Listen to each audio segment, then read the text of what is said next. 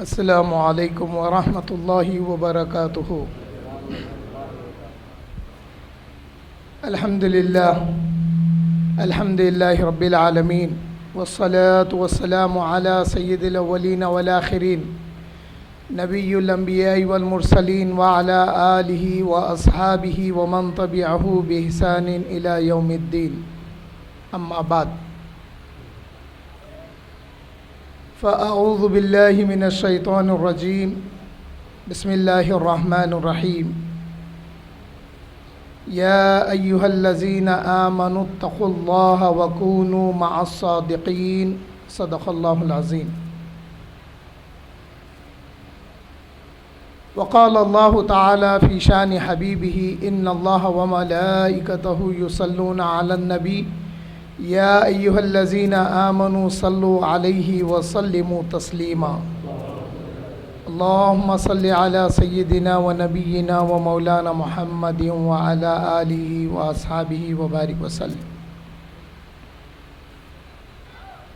تم پہ سو جان سے قربان میں رسول عربی، تم میری جان کی ہو جان رسول عربی۔ آپ کی شان میں ہے بے ادبی بے دینی، آپ کا عشق ہے ایمان رسول عربی۔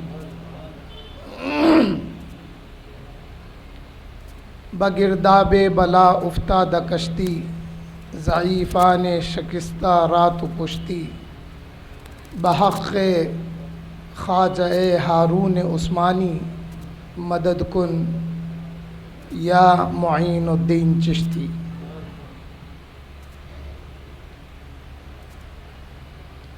الحمدللہ آپ ہم یہاں پر جشن فیضان سلطان ہند غریب نواز میں موجود ہیں، اور اللہ کا فضل و کرم ہے، ہم یہ جو اہتمام کرتے ہیں یہ قرآن اور حدیث سے ثابت ہے۔ ابھی جو آیت کریمہ کا میں نے شرف تلاوت حاصل کیا ہے، اس میں اللہ جل شانہ فرماتے ہیں یا ایہا الذین آمنوا اتقوا اللہ، اے ایمان والو اللہ سے ڈرتے رہو، وکونوا مع الصادقین، اور سچوں کے ساتھ ہو جاؤ۔ سچے انبیاء علیہم السلام اور اللہ کے سچے رسول، پیغمبر، بندے ہمارے آقا محمد مصطفیٰ صلی اللہ علیہ وسلم، سچے صحابہ، تابعین، اہل بیت اطہار، تبع تابعین، ائمہ، اولیاء، یہ سارے سچے ہیں۔ اللہ کا حکم ہے کہ ان کے ساتھ ہو جاؤ۔ ہم یہ جلسہ، یہ محفل کا انعقاد کر کے اللہ سے یہ امید کرتے ہیں کہ روز قیامت اللہ جل شانہ ہمارے کو سلطان الہند کے ساتھ کر دے، یہ عقیدت لے کے ہم بیٹھے ہیں۔ حاضرین محترم، جیسا کہ آپ ہم جانتے ہیں، اب آپ کے میرے آقا تاجدار مدینہ محمد مصطفیٰ صلی اللہ علیہ وسلم کے بعد اب کوئی نبی آنے والا نہیں ہے۔ اگر عیسیٰ علیہ السلام آئیں گے لیکن وہ ہمارے نبی کے امتی رہیں گے، تو یہ سلسلے توحید و رسالت کو آگے بڑھانے کے لیے ہمارے آقا کے بعد اس سلسلے کو صبح قیامت تک جاری و ساری رکھنے کے لیے اللہ تعالیٰ نے اولیاء کرام کا سلسلہ جاری فرمایا۔ حاضرین محترم، آپ جتنے بھی اولیاء کرام ہیں، ان کی کرامتوں کو اگر دیکھیں گے تو یہ کرامتیں کسی نہ کسی نبی کے معجزے کا فیض ہوتی ہے۔ اور ولی اور نبی و رسول میں کیا فرق ہے؟ دھیان دیجئے، نبی اور رسول اللہ کی طرف سے بندوں کی طرف آتے ہیں، اللہ کی جانب سے بندوں کی طرف آتے ہیں، لیکن ولی بندوں میں رہتے ہوئے جب وہ اللہ کا قصد کر لیتا ہے تو اس کو مقامی ولایت ملتی ہے، یعنی وہ بندوں سے کٹ کر اللہ کی طرف اپنا رخ کر لیتا ہے، یہ ولی ہے۔ تو حاضرین محترم، جب سلطان الہند خواجہ غریب نواز رحمۃ اللہ علیہ اپنے پیر و مرشد کے ساتھ حضرت خواجہ عثمان ہارونی کے ساتھ حج پر گئے، جب مکے کی حاضری ہوئی تو طواف کرنے کے بعد میں آپ کے پیر و مرشد نے سلطان الہند غریب نواز کا ہاتھ پکڑ کر اللہ کی بارگاہ میں دعا کرتے ہوئے عرض کیا کہ مولا میری طرف سے معین الدین کو قبول کر۔ اللہ کی طرف سے جواب آیا کہ معین الدین قبول ہے۔ پھر جب بارگاہ رسالت مآب صلی اللہ علیہ وسلم کی حاضری کا شرف حاصل ہوا تو پھر جب سلطان الہند نے عرض کیا السلام علیکہ یا سید المرسلین، تو پھر آقا کا جواب بھی آیا۔ آقا نے جواب دیا سلطان ہند کے سلام کا۔ آقا نے انہیں خطاب کیا وعلیک السلام یا خطب المشائخ یا سلطان ہند، الگ الگ الفاظ آئے۔ آقا نے ان کو جواب دیا۔ حاضرین محترم، سلطان الہند وہیں پہ قیام کرنے کا ارادہ کر کے مدینے میں سکونت اختیار کیے۔ ایک رات خواب میں آقا تشریف لا کر فرمائے کہ اے معین الدین، تم اپنا رخ ہند کی طرف کرو، جاؤ تبلیغ کے لیے، جاؤ اشاعت اسلام کے لیے۔ سلطان ہند عرض کرنے لگے یا رسول اللہ صلی اللہ علیہ وسلم، میں اس راستے سے اور وہاں کے ماحول سے واقف نہیں ہوں۔ اللہ کے رسول صلی اللہ علیہ وسلم نے آپ کو اجمیر کی دھرتی دکھائی اور آپ وہاں سے پھر ہند کی طرف ارادہ کر کے جب نکلنے کا وقت آیا تو اس سے پہلے ہندوستان کے حالات کیا تھے؟ یہ جو جتنا بھی ہندوستان ہے اس زمانے کا، بنگلہ دیش، ہندوستان، پاکستان اور سری لنکا کا علاقہ، یہ جتنا بھی ہے، یہ علاقوں میں چھوٹے چھوٹے راجا مہاراجے ہوا کرتے تھے، اور یہ راجا مہاراجے اپنا من مانی قانون بنائے ہوئے تھے اور رعایا پر اپنا من مانی قانون چلاتے ہوئے ظلم و زیادتی کرتے تھے۔ اس دوران اجمیر میں پرتھوی راج کا راج تھا۔ اس کی ماں علم نجوم کی ماہرہ تھی۔ خواجہ غریب نواز کے ہندوستان تشریف لانے سے پہلے تقریباً 10-12 سال پہلے اس کی ماں نے ایک خواب دیکھا، اور وہ خواب دیکھنے کے بعد اپنے بیٹے کو آگاہ کی کہ اے پرتھوی راج، رات میں نے ایک خواب دیکھا ہے کہ اب وقت آ گیا ہے کہ تیری جو حکومت ہے وہ برباد ہو جائے، اس لیے کہ میں نے ایک فقیر کو دیکھا ہے جو 40 آدمیوں کے ساتھ ہندوستان میں داخل ہوگا اور وہ اجمیر تک آئے گا، اور اس کے آنے کے بعد تیری حکومت ختم ہو جائے گی۔ یہ بڑا پریشان ہوا، کئی دن تک پریشانی اس کی بڑھتی گئی، اور یہ کیوں نہ پریشان ہوتے، اس لیے کہ اس سے پہلے کے واقعات میں معلوم ہوتا ہے کہ محمود غزنوی اور شہاب الدین غوری کئی بار ہندوستان آئے تھے۔ اب یہ بات اور ہے کہ انڈین ہسٹری لکھنے والے کوئی مسلمان تو تھے نہیں، کوئی متقی پرہیزگار تو تھا نہیں جو سچ باتوں کو لکھے۔ انڈین ہسٹری میں اگرچہ یہ آیا ہے کہ محمود غزنوی نے حملے کیے ہیں سومناتھ مندر پر، آپ اگر اسلامک ہسٹری اٹھا کے دیکھیں گے تو ایسے واقعات نہیں ملیں گے۔ ایک مسلمان یہ کام نہیں کرتا، تو پھر محمود غزنوی کیوں آئے؟ تو بات یہ تھی وہ جو سومناتھ کا مندر تھا، وہ مندر میں دیو کی داسیاں رہتے تھے،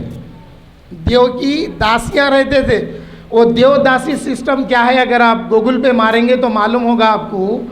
ساری انسانیت کی برائیاں تو ہندوستان میں تھی، اسلام آنے سے عورت کو عزت ملی، اسلام آنے سے ماں کا مقام معلوم ہوا ہندوستان میں، اسلام کے ذریعے بوڑھے بڑوں کا ادب احترام معلوم ہوا، اسلام کے ذریعے انسانیت کے حقوق معلوم ہوئے، ورنہ اس سے پہلے تو ظلمت تھی۔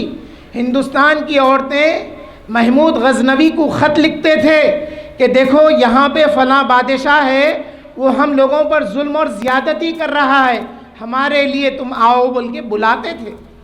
اور یہ تھا کیا؟ سومناتھ کا جو مندر تھا، اس میں جو دیو کی داسی ہوتی تھی، دیو کی داسی کیسے ہوتی تھی؟ جس کا شوہر مر جاتا، ہندوؤں میں ازدواجی زندگی کے جو سسٹم ہے نا، میریٹل سسٹمز، یہ 5 یا 7 ہے، جس میں ایک دیوداسی سسٹم بھی ہے۔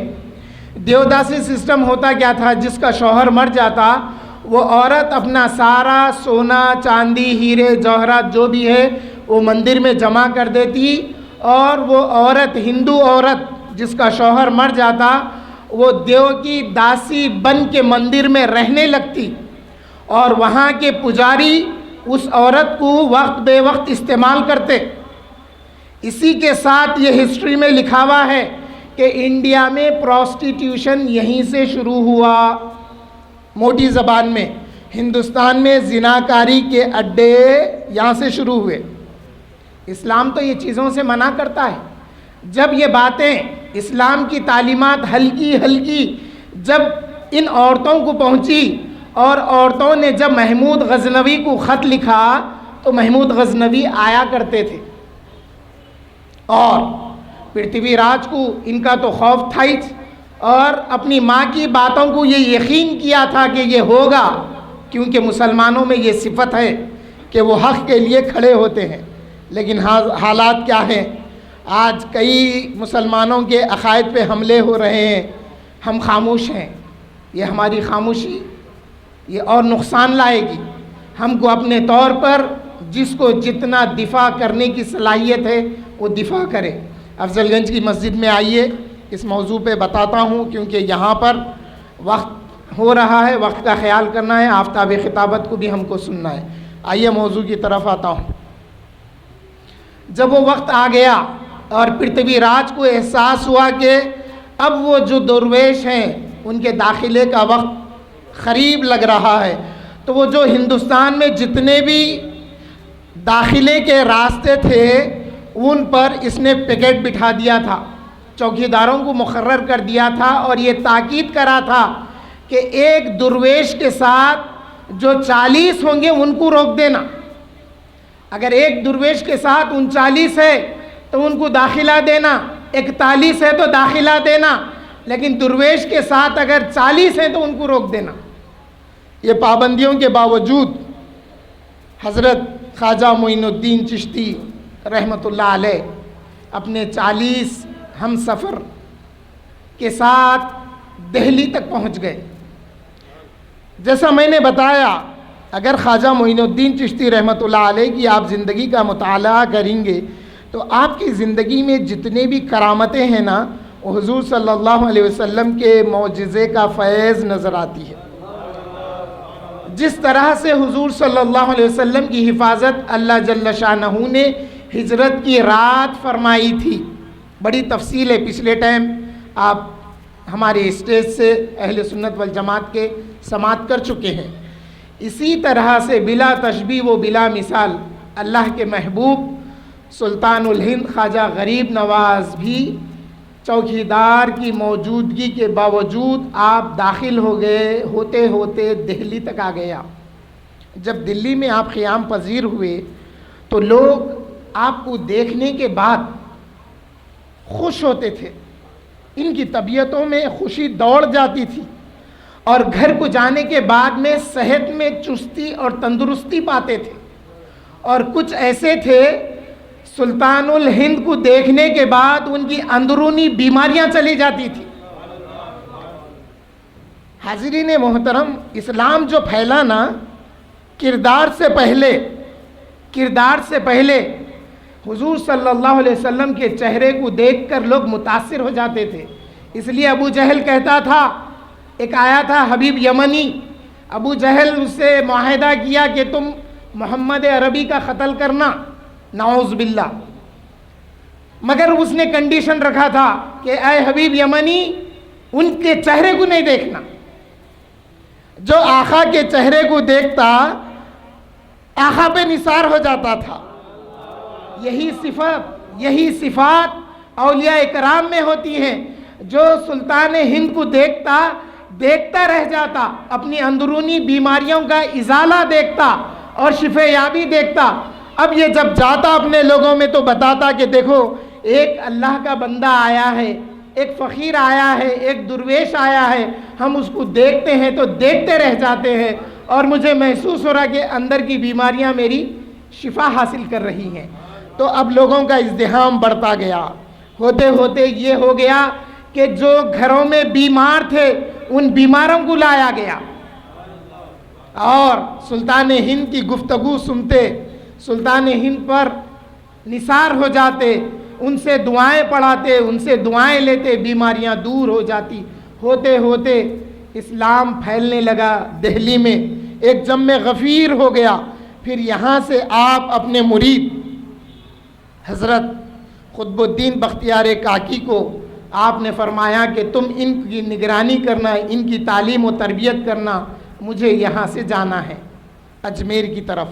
آپ جب اجمیر کی طرف آئے, آخری مرحلے میں ہوں اپنی گفتگو کے, جب آپ اجمیر میں تشریف لائے اور وہاں کے راجا کو اطلاع ہوئی کہ ایک فقیر آیا ہے, ایک درویش آیا ہے اور اس کے ساتھ 40 اس کے ساتھی ہیں. حاضرین محترم, یہاں پر ایک بات کی وضاحت کرنا چاہتا ہوں. فقیر آیا ہے, درویش آیا ہے یا اس کے ساتھ 40 اور بھی آئے ہیں, تو آپ کیا سمجھتے ہیں یہ آج کل کے فقیروں کے جیسے نہیں. یہ آج کل کے جو فقیر کا نام سن کے ہمارے ذہنوں میں جو فقیر کا حولیہ آتا, نماز کا, نہ روزے کا, نہ دین کا, نہ دنیا کا, ایسا فقیر نہیں. ان کا یہ عالم تھا, ان کو دیکھتے تو دیکھتے رہ جاتے تھے. اور آپ کے پاس سب کچھ تھا مگر بظاہر کچھ نہیں نظر آتا تھا, ظاہر میں نظر کچھ نہیں آتا. آپ کے پاس سب کچھ تھا. دلی میں لوگ جان گئے تھے یہ وہ فقیر نہیں ہے جس کو کسی کی ضرورت ہو, جس کو پیسے کی, کھانے کی ضرورت ہو. یہ وہ فقیر ہے اللہ کا جس کے ذریعے ہم کو ملتا ہے. جو روحانی مرض میں مبتلا ہے ان کو روحانی علاج ملتا تھا. جو پیٹ کے بھوکے تھے ان کو دیکھنے سے یہ شکم سیر ہوتے تھے, وہ فقیر تھے اللہ کے. جب آپ اجمیر میں آ گئے, جب پرتھوی راج کو معلوم ہوا اور جب اس کے سپاہی جب دیکھے کہ جہاں پر پرتھوی راج کے شاہی جانور بیٹھنے کی جگہ تھی وہاں پر آپ نے قیام فرمایا. حاضرین محترم, ایک اور بات کی طرف میں توجہ دلانا چاہتا ہوں. یہ جتنے بھی اللہ کے ولی تھے یہ آگے اللہ اللہ کرنے کے علاوہ خدا کے دین کے محافظ تھے اور رسول اللہ صلی اللہ علیہ وسلم کی عصمت کے محافظ تھے. یہ خالی اللہ اللہ کر کے لوگوں کو نہیں بلائے, لوگوں کو چیلنج کیے خدا کی وحدانیت کے لیے, اور رسول اللہ صلی اللہ علیہ وسلم کی رسالت کا یہ لوگ محافظ تھے. جب آپ اس جگہ بیٹھے جہاں پر شاہی جانور بیٹھتے, وہ سپاہی آگے کہنے لگے کہ آپ لوگوں کی جگہ یہاں نہیں ہے, اٹھیے یہاں سے جائیے. کیا ایسے سیدھے سادے الفاظ ادب کے بولے ہوں گے؟ وہ دشمن نام سن کے جن کو گھبراہٹ ہوتی تھی, آج بھی مسلمانوں کے نام سے ان کو گھبراہٹ ہوتی ہے. مگر ہم مسلمان کیا ہو گئے, جو ہم شیر تھے دین کے, شیر جا کے ہم کیا کی چھو گئے, وہ آواز ہی نہیں آ رہی ہماری. اگر ایک بھی آواز نکالا نا یہ پورے پریشان ہو جاتے آواز سے, ایک کے نکلنے سے. بس نکلنے کی دیر ہے, دین کے کام کے لیے نکلیے. اللہ کے رسول کی جو اللہ کے رسول کی شان میں بے ادبیاں ہو رہی ہے اس کے لیے نکلیے, آواز نکالیے, پیسہ نکالیے, اپنے آپ کو 4 قدم باہر نکالیے. حاضرین محترم, جب وہ لوگ دیکھے بڑا اصرار کیے, تنگ کیے, تو سلطان الہند اپنے ساتھیوں سے, اپنے مریدوں سے کہنے لگے کہ اچھا چلو ہم یہاں سے اٹھتے ہیں, ان کے جانور کو یہیں بیٹھے رہنے دو. جب وہ جانور آئے بیٹھ گئے, دوسرا دن آیا, یہ سپاہی بڑی کوشش کرنے لگے, وہ جانور اٹھتے نہیں. یہ خبر پھر راجا تک چلی گئی. راجا کو پھر یہ سپاہی بتانے لگے کہ دیکھو کل ہم وہ جو اللہ کا ولی، اللہ کا دوست، اللہ اللہ کرنے والا، وہ فقیر کو جب ہم اٹھائے تو وہ کہتے ہوئے گیا تھا ہم کو چاہیے کہ اس سے معافی چاہیں. جب سلطان ہند سے معافی چاہے یہ لوگ تو پھر وہ شاہی جانور اٹھے. بہت ساری کرامتیں ہیں سلطان ہند کی. میں اللہ کی بارگاہ میں دعا گو ہوں کہ اے اللہ یہ جو جلسے کا، یہ کانفرنس کا جو بھی اہتمام کیے ہیں ہمارے شمس بابا، اللہ ان کی عمر کو دراز فرمائے، ان کو صحت اور عافیت عطا فرمائے. اور جو آفتاب خطابت کی سرپرستی میں آج کا یہ جلسہ منعقد ہے، میں آفتاب خطابت کے لیے بھی دعا گو ہوں کہ اللہ ان کو صحت اور عافیت عطا فرمائے، اور اللہ تعالی ہم سب کو صحت اور عافیت عطا فرمائے، دین کی محبت عطا فرمائے، رسول اللہ کی محبت عطا فرمائے.